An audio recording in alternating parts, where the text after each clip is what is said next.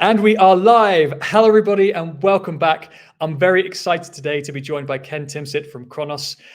While I'm here, I'm squatting in the CV Labs studio in the heart of Crypto Valley in Zug. Thank you so much, CV Labs, for letting me borrow the space. We were at the CV Summit this morning talking about ZK, and now we get to do so again with Ken. Ken, thank you so much for joining. How are you doing today, my friend? I'm great. Thank you very much. Yeah, it's great to see that you're well settled in this wonderful studio. Thank you for having me, Anthony. Yeah, thank you so much. I really appreciate you being here. Again, it's the production value is a little bit higher than I'm used to here. We've got lights, I don't want to break the fourth wall for people who follow the CV Labs content on the regular, but they do some really cool podcast stuff. So go follow them as well, guys, if you're listening in. Before we get started, this is a LinkedIn Live. So anybody, if you have questions for Ken, if you're interested to know more about zero knowledge technology, ZK, zero knowledge proofs, and what we use that technology for in Web3 for decentralized apps today, please put your questions in the chat and I'll do my best to multitask and get through those as we can. Whether we do it in flow or at the end, we'll do our best to get through your questions. So please do ask your questions in the comments. Also, give us your GMs. Let us know where you're coming in from. Always keen to know what you're working on, what project you're supporting, what you're interested in the space, and where the audience is at any time in the world. So get in the comment section. Please come say hi. And without further ado, Ken, for those people who don't know you, could you give us your brief introduction and also a small origin story of how you found your way into blockchain and crypto? With pleasure. So I'll start with Cronos and then talk about me. So Cronos first. So Cronos is what we call a blockchain ecosystem in the sense that it's a blockchain network, but most people don't use a blockchain network. They use apps. So it's a blockchain network on top of which hundreds of developers have created decentralized applications for end users. Most of those applications are targeted at consumers. So it's really a B2C platform. And most of them are either in DeFi or in the sphere around NFTs and Web3 gaming. Cronos has been around for quite a while now. It has processed 150 million transactions with for several million users over the years. Has about $1.5 billion of liquidity across the various chains, DeFi, and staking protocols. And one of its differentiators among all blockchain networks is that it's a project that was built in partnership with Crypto.com, one of the largest and most regulated crypto exchanges in the world, which therefore provides easy on-ramp, off-ramp, and cross-chain bridging for many of the users who want to enjoy self-custody for their dApps, while at the same time taking advantage of the convenience of a centralized platform for on-ramp, off-ramp, and bridging. So we'll talk more about Cronos, but in a nutshell, that's it. Would you like me to continue and talk about me just for a minute? Absolutely. The audience are keen to know more about you, Ken. So give us your origin story. How did you find your way to Web3 and to Cronos? Yeah, so I've been in crypto since 2017, which is the time when I joined Consensys, the company behind MetaMask and Infura. I joined from a background in management consulting and finance. Basically, knew a lot about how banks were working, how payments were working. Came across blockchain technology as a disruptive way to reinvent financial rails for our economy, and therefore, joined Consensys initially to focus on enterprise applications of blockchain, and gradually move towards what is now the heart of the action, which is more crypto, DeFi, and consumer applications. It's a relatable story. We get sucked in. It's we started with the best intentions of mass adoption, but then the closer you get to the heart, the faster you get, the more rapid paced innovation. I think it's difficult to stay away. I can relate to that story. Yeah, absolutely. Also at the time, like the only way for crypto protocols, crypto startups to make money was to sell projects or products to large corporates, and now crypto is a sector that stands on its own 2 feet. With lots of startups making a lot of revenue or creating a lot of value through tokens and able to reinvest that into other startups. So it's an economy in its own right, which is great progress for the industry. Absolutely. And we're here to talk about ZK today. So Ken, tell us about your interest in ZK. Is that something that's part of the Cronos stack, something that you're working with at the moment? How have you found your way into the ZK ecosystem? Yes, so our primary interest in ZK at the moment is related to the fact that we have launched in August, on the 15th of August, a new blockchain network, the third one that is parked under the Cronos umbrella. And that network is a network that is called the ZK chain. So it's built with the ZK Sync technology. ZK Sync started off as a layer 2 network on top of Ethereum. But now what they're trying to do, and I think what they're doing quite successfully, is to lend their scalability technology to other operators so that many people can run forks of ZK Sync era who all share the same bridge to the Ethereum network and are all secured in the same way by Ethereum, but additionally who are all interoperable with each other. So here the vision is really the vision is that by having all those layer 2 chains sharing the same proof system, you implement what is known in IT as horizontal scalability, right? So you can add as many chains as you want, the more there is demand. And that is touted at the moment as kind of the end game solution to the never-ending problem of Ethereum scalability. So specifically in the context of scalability, the way that ZK technology is used is that you have transactions happening on those L2 networks. They are batched and compressed together, and the ZK proof is generated and posted on the Ethereum network to validate that all those transactions have been executed and recorded correctly. So the ZK in this case is really used as a scalability technology. Got it. Very interesting. And we can get more into the other applications of ZK outside of scalability, but very interesting. So the use cases for ZK chain, or you mentioned a lot of the early use cases on Cronos were B2C, user-centric DeFi. What's the target audience for the ZK chain? What's the areas that you're getting real interest in at the moment? So from a geographic standpoint, it's really a global user base. We estimate that 40% of the users are in North America, 40% in Europe, and the rest is spread all over the world in Asia, the Middle East, Africa, and South America, and Australia.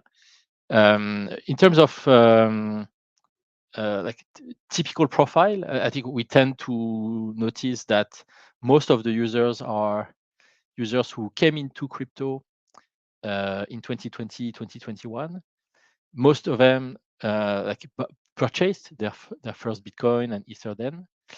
Unfortunately, many of them got burned by the FTX and Terra crisis, which led to a crisis of confidence about the risk rewards of using crypto. And now they are starting to come back to crypto, and what they value a lot is the transparency of the applications, the way that they're the track record of having being able to deal with applications who've been around for a number of years, and they're also always trying to balance the appeal of making trading profits by investing in unknown projects, with the comfort of dealing with known quantities. Got you. Very good. And as you were looking for, clearly the roll-up story, the sort of interoperability and horizontal scaling story was something that you said this fits quite well with the Cronos proposition, the kind of Cronos ethos. Did you spend a lot of time looking at different chains, different solutions, different options? Give us a read on the market as you were looking for a partner, or as you were looking for the underlying technology for ZK chain. What did you find? Yeah, so many layer 2 technologies are similarly robust and performant, keeping in mind that it's still an early field of research. So you can't really tell from today's transaction fees, for example, like what the how low those transaction fees are likely to come down. So whether it's ZK Sync, Polygon CDK, Linear, and others, I think that they're all pretty robust as ZK technologies among the top players. However, if we put ourselves in the shoes of the end users, I think we're also trying to break this cycle of every time as a user I have to try a new chain because that's newer chains are usually where you have the best promotions and rates. Then I have to learn everything again, and then I have to transfer all my holdings, and then when I'm done, I have to I put them back. So we wanted to end that vicious cycle, and in a way, for us, the what I mentioned earlier, which is the deep interoperability between ZK chains, was therefore a very important property. This idea that as a user you can put your assets on one of those ZK chains, and then if you want to use those assets as, for example, as a collateral to borrow on another ZK chain, you don't need to start over again. You can just use a proof that your assets are locked on that origin chain. So to make a long story short, like the strength of the ecosystem was a very important consideration for us, and we felt that from a business development standpoint, Matter Labs and ZK Sync had made tremendous progress. They've announced a few big projects joining them in the coming months. Additionally, it was important for us to be able to contribute back to the code, not just use someone else's code. And they've been pretty open and gracious in enabling us to have a say in the direction of the project. Very cool. And so you're starting to see different ZK-based rollups with maybe some different properties or different programmability or different design patterns in other parts of the Ethereum ecosystem, where from a Cronos perspective, you're seeing that actually some users might be interested in some of that functionality, or those functionalities are composable into decentralized applications, or those are chains where there is functionality or liquidity or customers that are doing different things that you might want to tap into. And so that interoperability is starting to become a nice reality and scalable at the same time. Absolutely. And of course, right now, all those frameworks are interoperable within the framework, but not with each other, which, if you look at from the standpoint of Ethereum and the entire Ethereum ecosystem, is an area for improvement.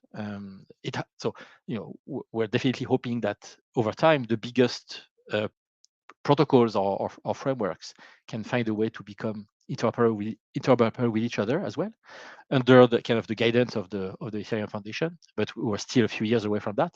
So at the moment, we have to show the way in terms of what interoperable layer 2s can look like. And I think the ZK Sync project is a great area to do that. Very good. I've spent a little bit of time in the Polkadot ecosystem, and I can fully relate to the idea of the parachains or the multiple other layer 2 chains being able to provide little bits of components or different functionality that the customer bases are fungible. Some of the functionality is composable. Super important, and it's interesting to see it emerging at pace. One thing we wanted to talk about is specifically the role of ZK for DeFi. Right? DeFi, decentralized finance, one of the, if not the largest industry or segment application and use for blockchains at the moment, getting increasingly sophisticated.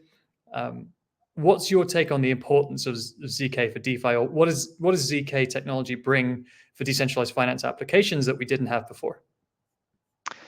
So first of all, scalability. We've talked about that, and as a proof, of course, when you're using ZK zero knowledge technology for scalability, you're not really using it for privacy in any way, because all the transactions are public on the layer 2. You're just creating a proof so that the resulting compressed data that you send to Ethereum is proven as valid. But you don't particularly care about privacy. But clearly today that's a huge use case of zero knowledge technology, scalability. Secondly, I think you work on transaction privacy, which for many years, as I was working on enterprise use cases for blockchain, was a major consideration and recurring area of concern from enterprises when it came to using blockchain for their own use cases. I think that unfortunately a lot of the developments around transaction privacy have been slowed down by the Tornado Cash story and all the concerns that regulators may have about the bad uses of privacy, which are probably just like 5% of the uses, but that are tainting the rest. And therefore, I think related to the privacy of transactions itself, I think we are necessarily going to need to come to an era where zero-knowledge proofs are also used in some way to generate certificates that attest that a user has been KYC'd or is known by a centralized crypto exchange or has not transacted with tainted addresses. And so it sounds to me that ZK for transaction privacy and ZK for attestations or verifiable credentials in some way are two areas of development that we need to grow hand in hand. At this point, I would No, go ahead. You've teed me up quite nicely there, because genuinely that is an area that, from a Midnight perspective, we're working on very hard. Is you identified perfectly the issue. Public chains are too public a lot of the time for enterprises, or even those operating in DeFi today, I would say, are risk accepting the transparency of blockchains and transacting anyway. We still see a lot of front running. We still see a lot of correlation of data around DeFi. The financial markets today have some element of data disparity between different parties, and that's what makes the market interesting in some cases, or makes the market fair in some cases as well. And the correlation of data on decentralized applications, or on blockchains rather, is a challenge. Programmable data protection and the ability to do selective disclosure helps us to get past that. And so I'm going to stop shilling Midnight, because that's not what I'm here to do. But I agree with you. That's an important design space or an important application space, and we're on it. So I'll pass it back to you. One thing that I would add on the related topic is also that I think the growth of AI in general is probably a great use case for some forms of privacy technology. So we're starting to work on that on the Cronos side. And really our vision is that, so today when you interact with the dApp, you interact through a wallet or through a website. In the short term, dApp application developers are going to start introducing like a single chat box where you can use as your interface to transact and to check your accounts using natural language. But ultimately, I think what we are all hoping for is that agents will come to our rescue, and so that instead of interacting with the dApp, what you will do is define a set of goals for an AI agent working for you to execute. And then that agent will monitor markets, will execute transactions within certain limits, and we will be relatively autonomous for a few hours or a few weeks until the goals that you have set for them are complete. But of course, in that environment, it will be very important to start identifying on-chain which addresses are humans, which addresses are agents endorsed by human as their main agent, and which ones are pure bots trying to take advantage of trading opportunities. And so I could see how some form of privacy technology could be used to equip those addresses and those agents with some form of certificates or proof of humanity. Yeah, and you immediately then see the importance of identity in parallel or in conjunction with blockchains, and in this case, in conjunction with ZK, is we need to be able to have on-chain verifiable identities, whether those are verified with zero-knowledge proofs without visibility of who they are, or whether they're verified on-chain and transparent. Compliance regulation, the architecture of the application defines it. But completely agree. You're only going to start seeing more autonomy, more agents, more edge devices, and more bots going forward if regulation requires the transparency of which one that is. It's a little bit the same with DAOs. DAOs, currently today have a lot of transparency around the treasuries, around their holdings, around their governance and their voting. If those DAOs are then responsible for bidding on certain activities or trying to contribute to a fund or to an activity, it's very transparent exactly what the bidding limit is for that particular DAO, because it's all transparent, it's all visible. It might be the same for a bot and the bot's wallet. So you've got bots with transparent mandates trading against each other. I don't think that's necessarily that's not how you would architect a DeFi application. You want to try and obfuscate some of that to create market forces, or not too much transparency, I guess. So, I wouldn't be trading against a bot or playing poker against a bot that knew my hand. I wouldn't be trading against a bot that knows how much I have to win or lose. Yes. Let's talk about challenges. So obviously ZK is a fairly well-established technology. It's been around since maybe the 80s or before. It's found its home in Web3 and with blockchains for sure. Again, as we talked about in rollups, in smart contract chains, what are some of the challenges that you see in terms of adoption at the moment? You're working very closely with a number of, in an ecosystem of multiple ZK chains, working with one of the largest and most established kind of ZK rollup chains and ZK Sync. What are some of the, I guess, pain points or some of the challenges we still have to overcome?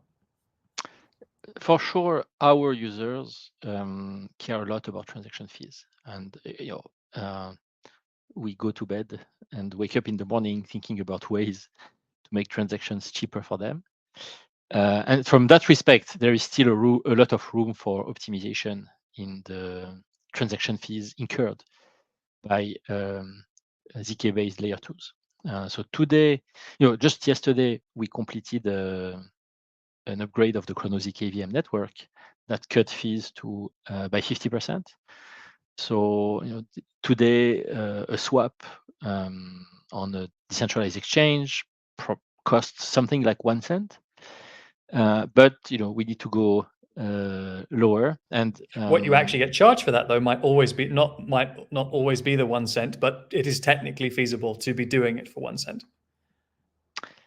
What do you mean? Oh, you mean the fee you get charged as a user might not always be the cost rate, but it's possible for low. Yes, indeed. Absolutely.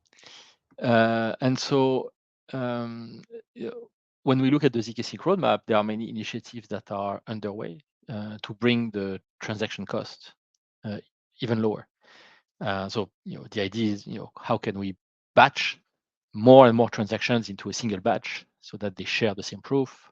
How to make the proof system more efficient so that it uses less computing power, because server costs can be significant as well.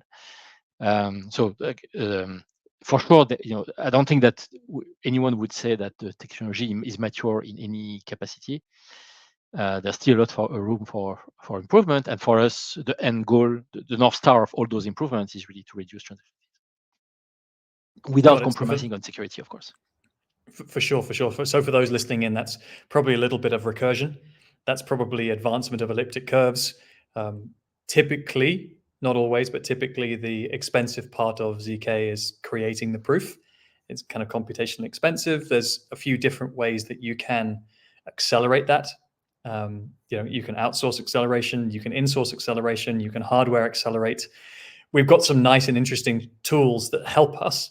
But at the same time, the underlying cryptography is still constantly under development, which is really exciting, because even the base protocols and the base cryptography is still unoptimized, able to make improvements, which is super exciting.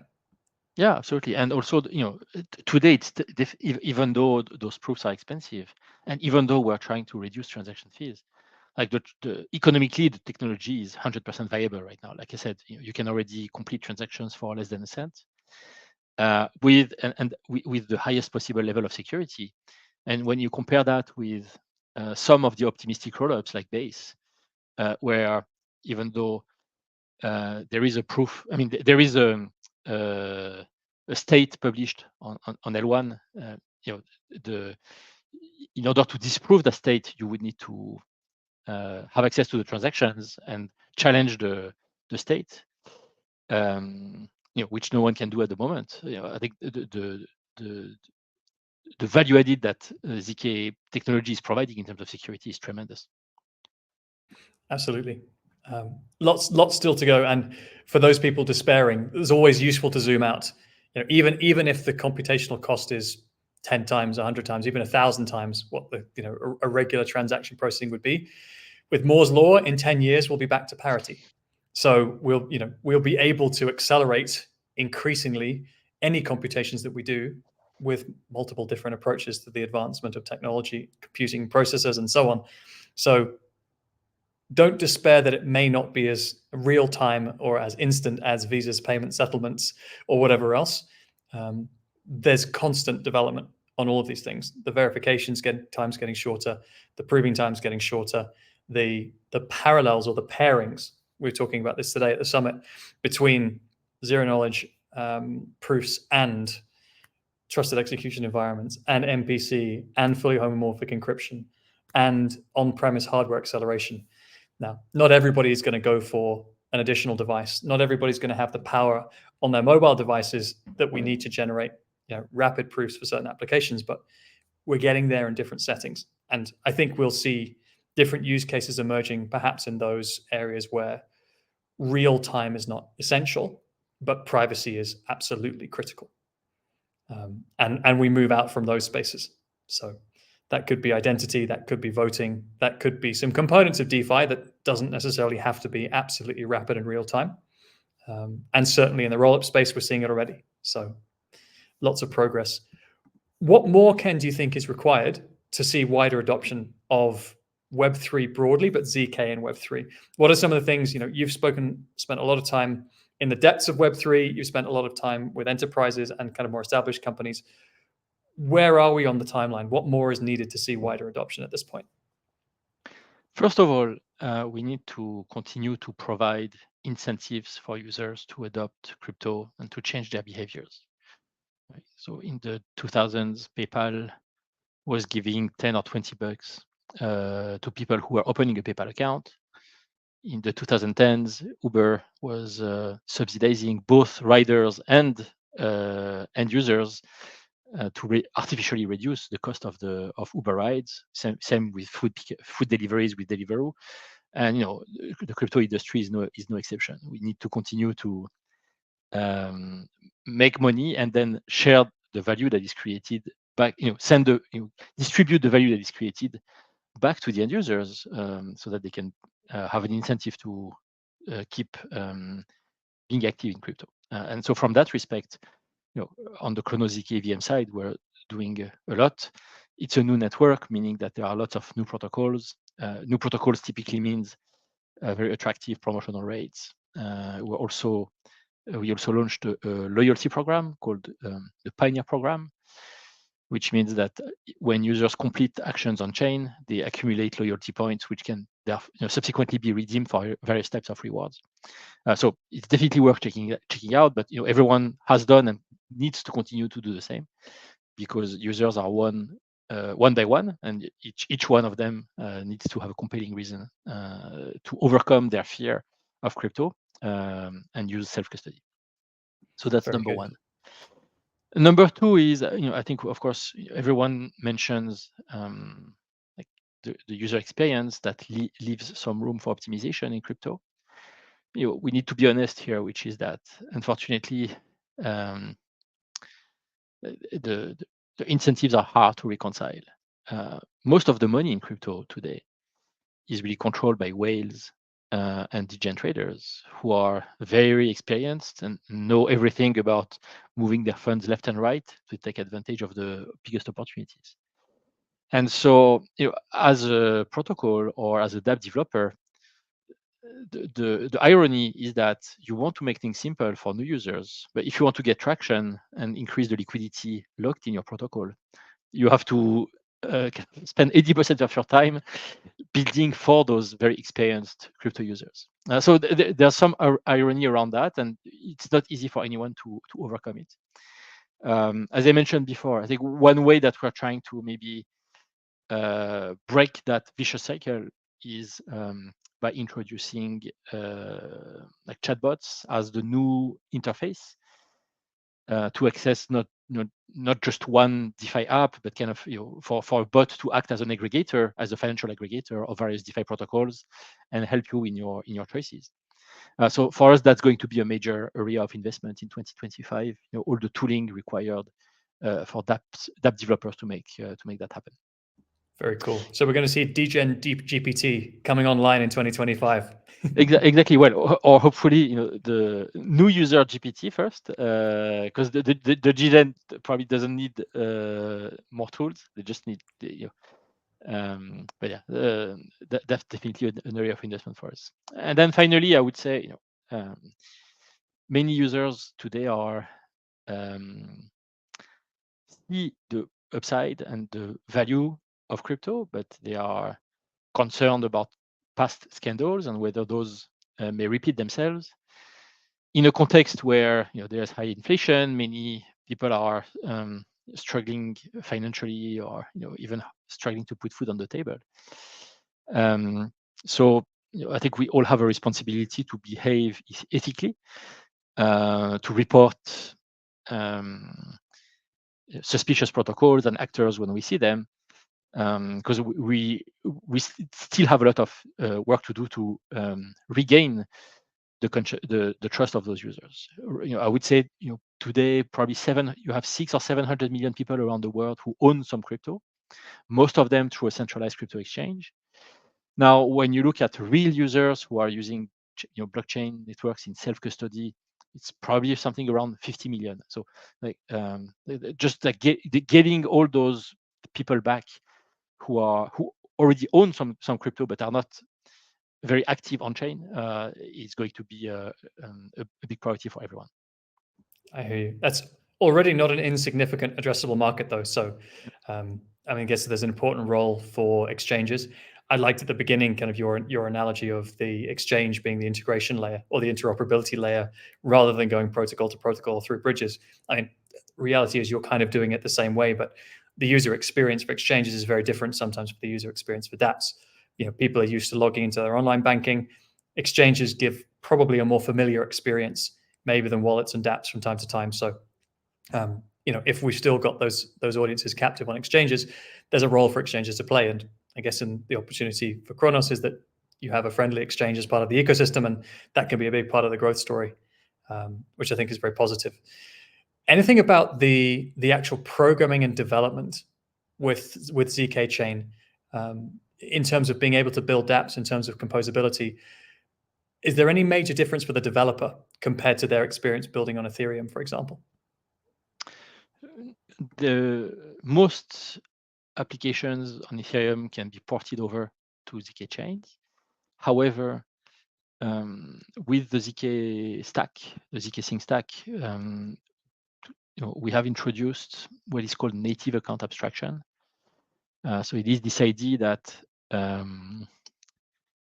if you're a user and you have your funds on an address, that address behaves in some way like what was called on Ethereum smart wallets. For example, it's possible for you to interact with the protocol, with the dApp, even if you don't own the gas token. And in that case, the dApp will either choose to subsidize your transaction fees or to take them from another cryptocurrency that you own. So that's a big difference, which is great news, because it means that you're removing a lot of blockers. How many times have we thought, hey, I've heard about this app, I want to transact, and then realized, I don't have the gas token. I have to spend 4 or 5 hours looking for an on-ramp. So account abstraction is one of the big innovations from the standpoint of the developer experience. It requires, of course, some rewiring of the dApps, but it's all for a good cause. Very good. I remember seeing the original visual of I've run out of tokens on this particular chain, or I don't have tokens on this particular chain. Route me around another way. Super powerful, right? Obviously, it doesn't overcome the first on-ramping or the first halving of crypto necessarily, but in some cases, that gas station, for want of a better phrase, could be developed or provided by the dApp itself. So that could be part of the incentivization. And again, other layer twos look at gasless transactions, immutable being one of them, as a key way to break the user experience. We just say, look, we'll manage the transaction fees, you manage using the dApp, and that's a good place to be. Yep. Before we close, Any other thoughts around advice to others building with ZK? I think from my experience, even today at CV Summit and in conversations that I have with people, ZK for some reason has been built up to be this, and in reality, the technology is complex, but as a domain, it appears unapproachable to people. That's not for me. It's complex. It's difficult. It's extreme cryptography. The programming and the development of ZK circuits is slightly different to linear programming that I'm used to. I'm probably not one of the 200 people in the world that knows how to use this. The reality is very different, obviously, and we have a duty of care to help people understand that actually ZK is ready, it's scalable, it's usable, and it can be built in languages that people are familiar with, like Midnight and TypeScript, or other domain-specific languages that are adjacent, or that you can build on ZK chains using Solidity. Any other kind of words of wisdom or advice that you typically give to people when they're looking at ZK chain or building with ZK? Yeah, I would say that as an industry, we need to find the balance between like launching new protocols and further fragmenting the ecosystem, or like rallying around a few standards that hopefully we can make more interoperable with each other. So it's a balance that we have to reach, and we shouldn't kill innovation. But at this juncture, I'm seeing how many users are confused by the proliferation of blockchains and ways to interact with them, and ways that gas, like how to interpret gas, how to understand transactions. So we need to make a big effort to reduce the brain power needed for any end user to adopt a new chain. Good advice. User experience is everything. But I also liked, and I'll reiterate the point you made around incentivization. The biggest and the best apps, or the best apps in the world, have all been through some journey of incentivization, of some encouragement. We have treasuries for that. Some projects have VCs for that. Not saying go out and burn money, but it's an important realization that it's not just the idea of decentralization that will bring people to use these dApps. We've already got the 100,000 angry degens on Twitter. We've already got the early stage CryptoPunk, cypherpunk, libertarian, anti-establishment, burn it down, live off the grid, and do everything on a blockchain and pay in Bitcoin groups very well represented in our community. We've still got to reach everybody else who maybe hasn't reached the same level of awareness, understanding, or activism around the cause of Web3. So we've still got some work to do. But I want to say huge thanks to Ken. Thank you so much for joining us today. Congratulations on the launch of ZK Chain. Really great to hear an update on Cronos as well. You guys have been busy. Please do, guys, go check out the projects. Go check out Cronos. Go check out ZK Chain. Go check out Ken. And thank you so much for being here. Stay safe out there. Thanks a lot.